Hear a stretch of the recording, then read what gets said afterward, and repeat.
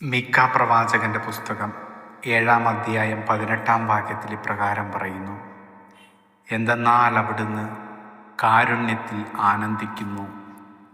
സ്നേഹമുള്ള പൊന്നുതമ്പുരാനെ, അങ്ങയുടെ കരുണ ഈ ദേവാലയത്തിൽ നിന്നും മരണമടഞ്ഞ് ശുദ്ധീകരണ സ്ഥലത്തായിരിക്കുന്ന സകല ആത്മാക്കളുടെ മേലും ഉണ്ടാകണമേ എന്ന് പ്രാർത്ഥിക്കുന്നു.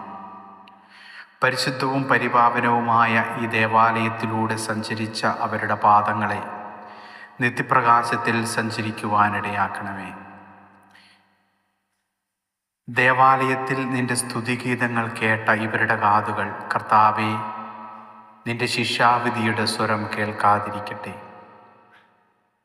അനന്തമായ നിന്റെ കരുണ കണ്ട ഇവരുടെ കണ്ണുകൾ, കർത്താവേ, നിന്റെ മഹത്വപൂർണമായ പ്രത്യാഗമനം കാണുവാനിടയാക്കണമേ എന്ന് പ്രാർത്ഥിക്കുന്നു.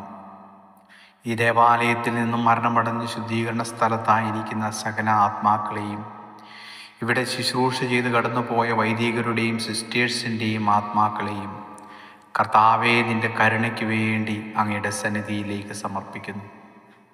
നിരവധിയായ അവരുടെ പാപങ്ങളുടെ നിന്ന് മുഖം മറയ്ക്കണമേ എന്ന് അങ്ങയോട് പ്രാർത്ഥിക്കുന്നു. കർത്താവെ, ജീവിതകാലത്ത് അവർ ചെയ്ത സൽക്കർമ്മങ്ങളുടെ യോഗ്യതയാലും പങ്കുകൊണ്ട വിശുദ്ധ കുർബാനയുടെ യോഗ്യതയാലും കർത്താവെ, നീതിമാന്മാർക്കായി സജ്ജമാക്കപ്പെട്ട സ്വർഗീയ ഇടത്തിലേക്ക് ഈ ദേവാലയത്തിൽ നിന്നും മരണമടഞ്ഞ് ശുദ്ധീകരണ സ്ഥലത്തായിരിക്കുന്ന സകല ആത്മാക്കളെയും പ്രവേശിപ്പിക്കണമേ എന്ന് അങ്ങയോട് ഞങ്ങൾ പ്രാർത്ഥിക്കുന്നു. ആമേൻ.